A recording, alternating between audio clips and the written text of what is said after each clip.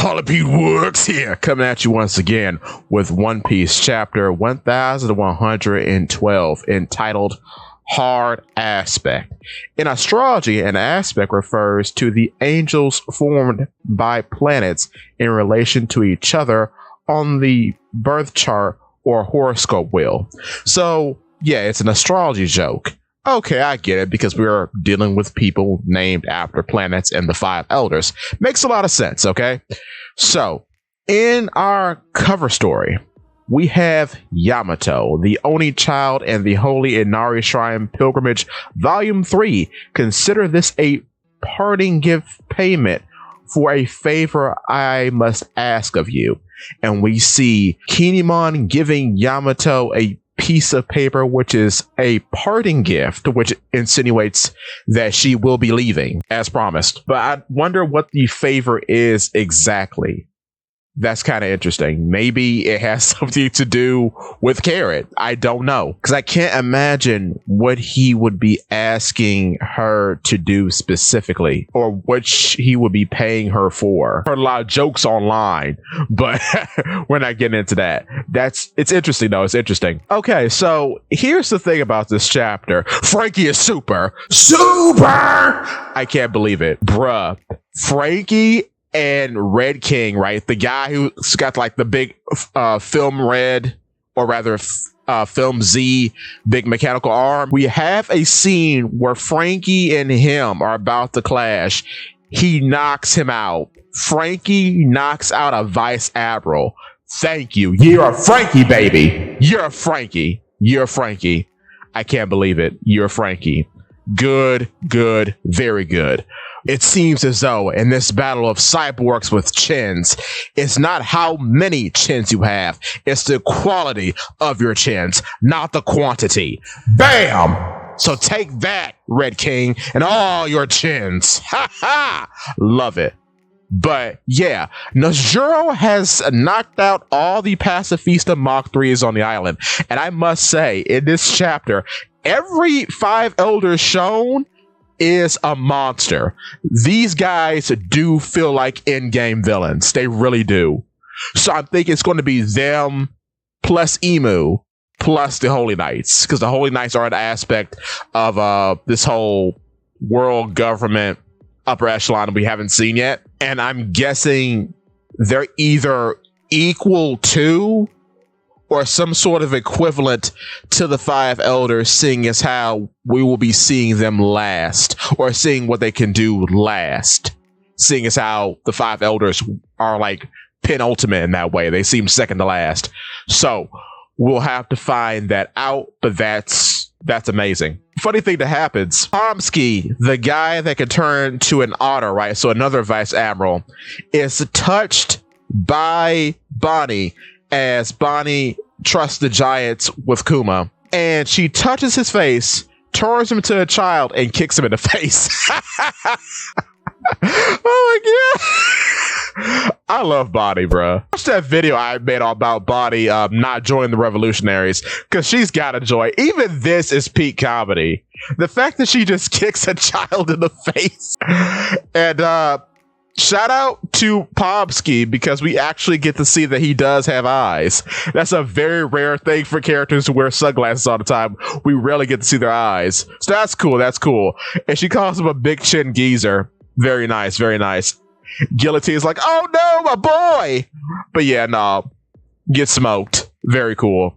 It's weird how like Nosjuro and Pomsky are so ready to like put out a child. It's just very strange. But Nosjuro says something very interesting at the start, because he does recognize the danger of giving a child essentially the launch codes to one of the most dangerous fighting forces on the planet.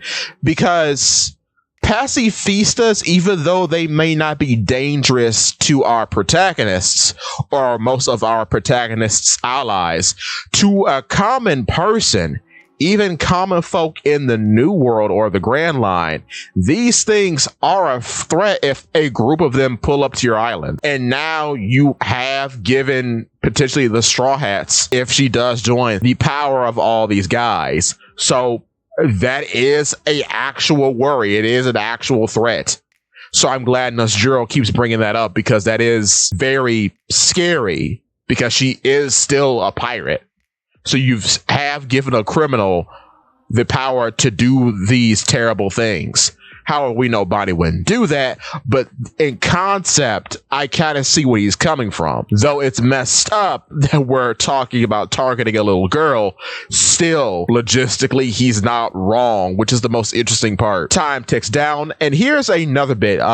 We have Marcus Mars and my favorite satellite, York. Oh, I love York. They're going around trying to find where the broadcast is coming from. York leads him to a lab where the broadcast is being shot at. This is the background that's shown in the video. And Marcus Mars has no hesitation and lets out this giant Kamehameha blast, and it goes through the building, which is like, oh, okay, he could do that. What? Bruh? He's got his own borrowed breath. What is this? That's crazy, bruh.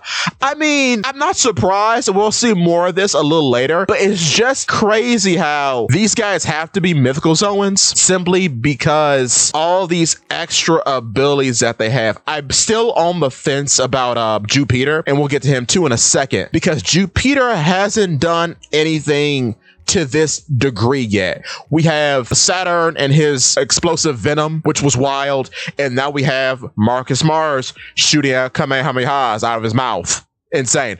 Also Nosjiro with his cryokinesis, which that's to be expected, but the theme here seems to be what it was back when we first saw Marco. Mythical Zoans are just animals with like paramecia like powers, and they've stuck to that. Oda has stuck to that because that's all of what we've been seeing pretty much. No one has done any Logia like stuff yet, so I'm guessing we're sticking on brand with the idea that mythical Zoans are just animals with paramecia powers. At least that's what it seems to be, because the regeneration that we've been seeing is on par with what we've seen of Zoans before. It's just kind of elevated. It's not like Logia regeneration where it seems almost ethereal. It's never been like that. It's been like these guys have physical matter and they're regrowing that physical matter when they get damaged. So it's very practical looking regeneration, not otherworldly or ethereal regeneration like with the Logias. Because the Logias, you like just pass through them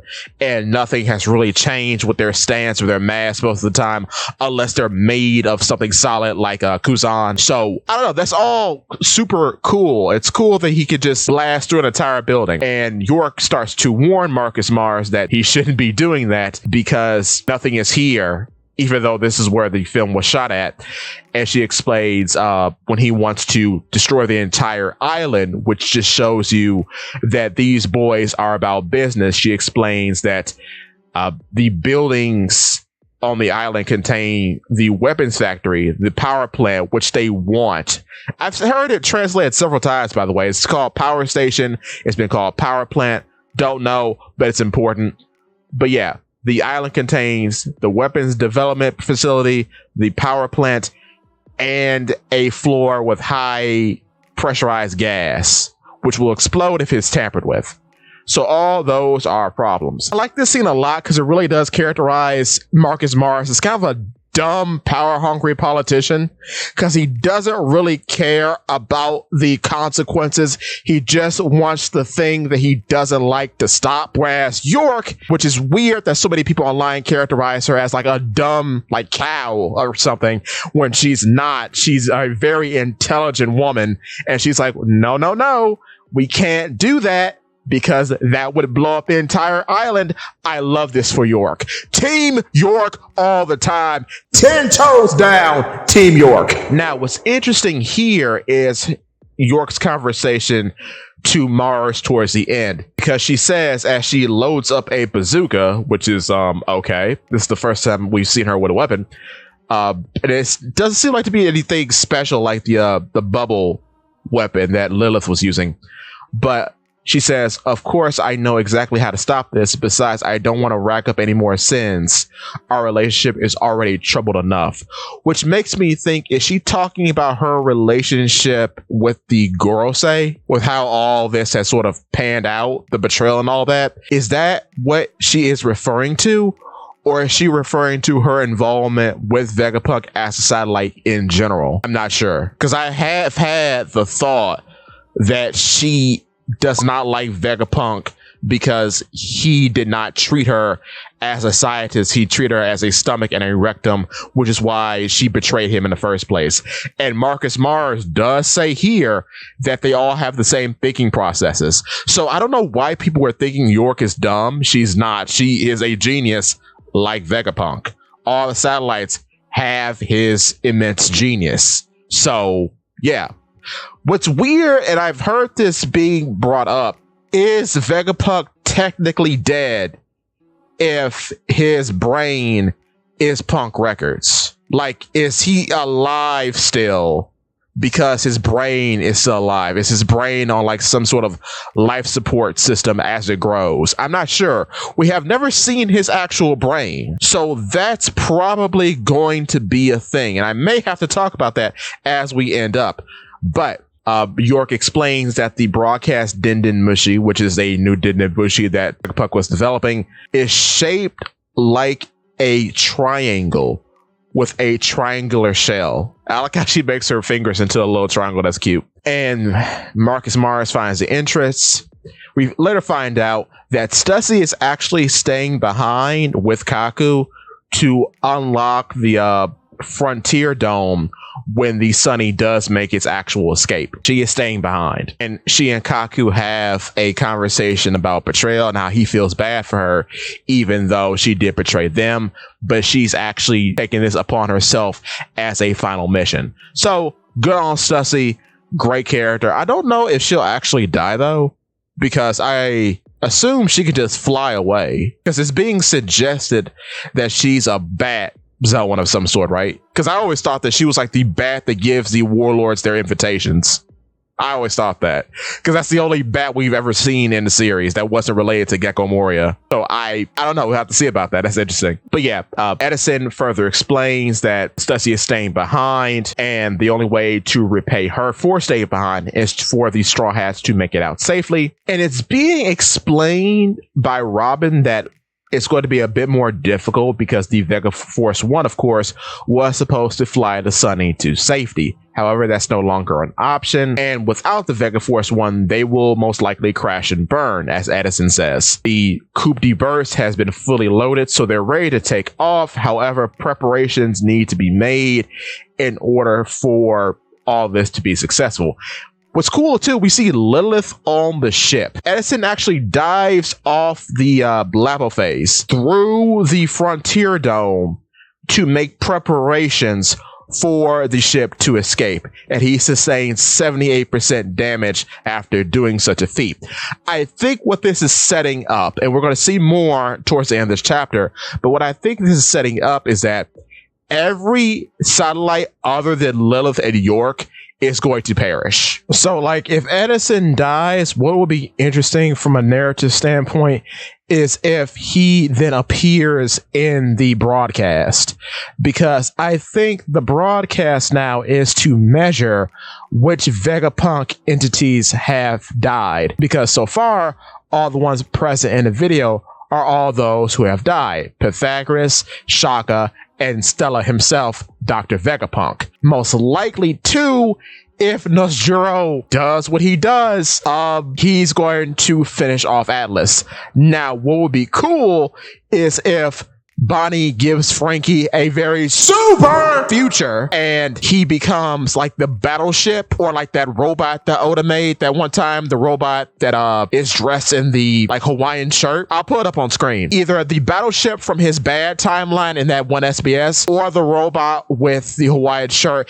If Frankie gets a future like that and turns into one of those to fight Nosjuro, that'd be extremely hot. I would love it immensely, but we'll have to wait and see. I think that's what this is setting up, because we already got rid of Pythagoras, we already got rid of Shaka, and the only time that we're seeing them is during this broadcast. And of course, Stella, the original Vegapunk, is also deceased. So that's interesting that we're going to end up with those two, because like I've said in the past, those two seem to be the only ones, very oddly, that aren't cybernetic in any way, because even Vegapunk himself technically is a cyborg because he's got an antenna crammed inside of his head. So even he is a cyborg. So it's kind of weird that these two are the only ones who are fully biological as far as we know. Now, the whole eating thing that York does, because it recently showed up in the anime, I don't know if that makes her a cyborg or that's something else, because that's never really explained how her eating and her defecating is translated to all the Vegapunks. And how that works after they're all gone, I don't know. Like, when her and Lilith are apart, if she eats something, will Lilith become full all of a sudden? I don't know. See, we have to work out the logistics of that. But I'm sure that will come up eventually. Now, here's something that I question, okay? We see Jupiter as a big old sandworm having the power to create a vacuum by inhaling so strong that it's affecting the ships, these huge marine vessels off the shoreline of Egghead Island. It's bringing in the giants and it's affecting Luffy. You know what's crazy about this?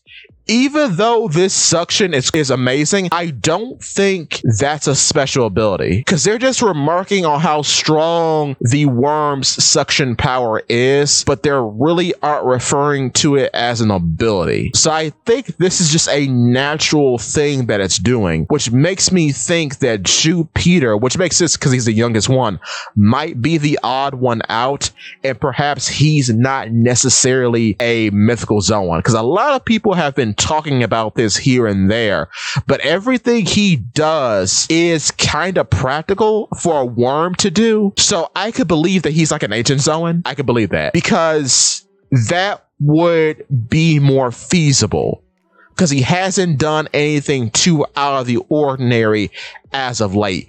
Even the sucking power could just be what a worm, whatever this type of sandworm is able to do in nature. I don't know, because of course we've seen ancient Zoans do weird stuff before. Like King could pull his head back and launch it out like a spring. Sasaki, the Triceratops guy, he could make his frills become a propeller and he could fly around.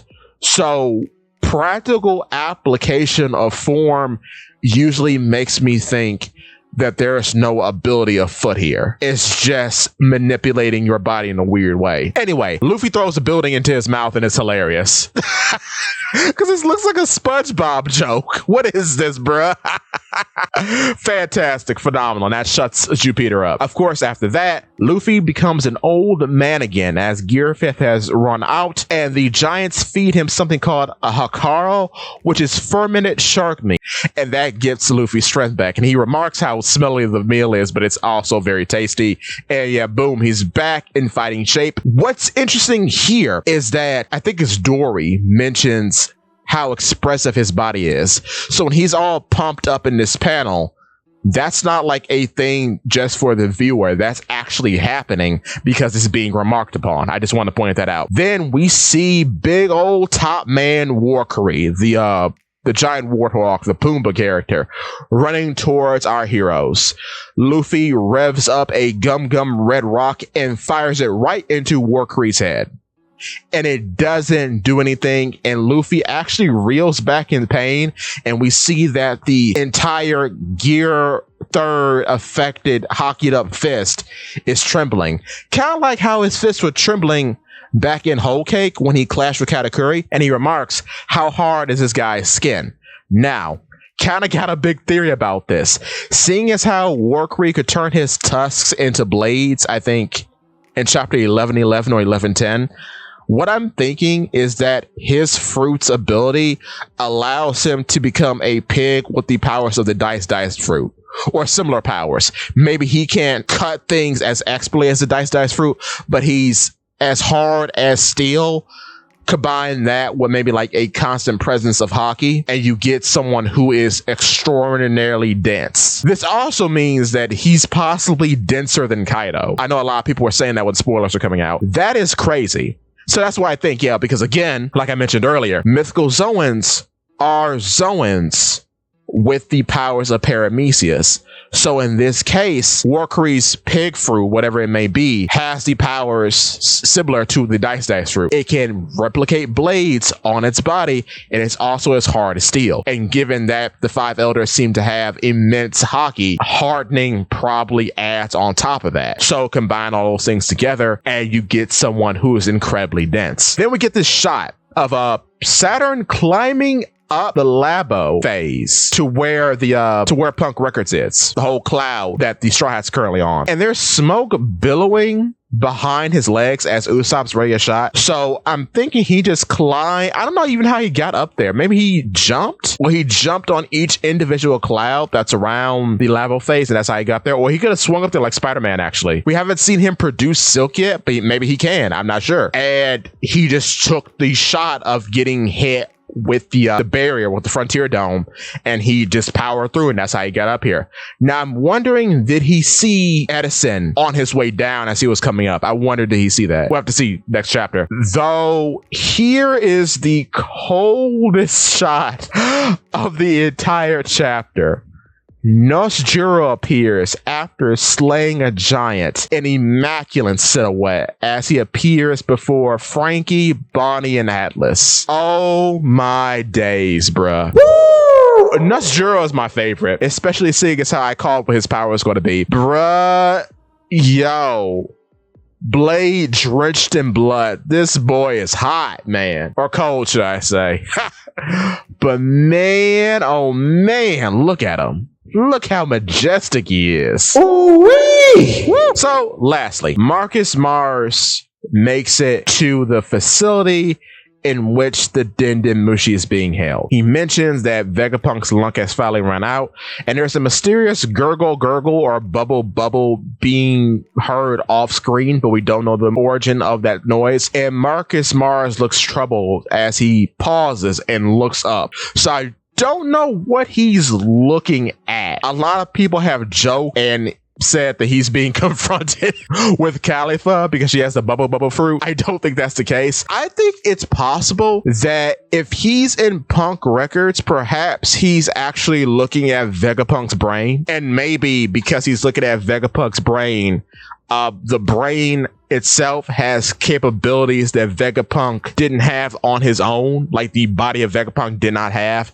but perhaps the brain has some extra powers that we don't necessarily know about, because it's very rare that devil fruits are a one-way street. They usually have other powers, so maybe the gurgling is the brain thinking or pulsing or whatever. We'll have to wait and see. But I think that's what it is. I think he's being confronted with the brain of Vegapunk, and perhaps it's so large that it's taken him by surprise, especially seeing as how it seems to be enveloped in darkness. Don't know, but we'll have to wait and see. Overall, sick chapter. I don't know if we are on break next week because it doesn't say. I know One Piece just got off of almost a month break, but the time in which it got off is very close to Golden Week. So I don't know if we are off next week and then like the week after or so we're back on. But we'll have to wait and see. But you know, your boy Paula P Works has got videos coming out all the time. So all that being said, thank you for watching and give me your thoughts.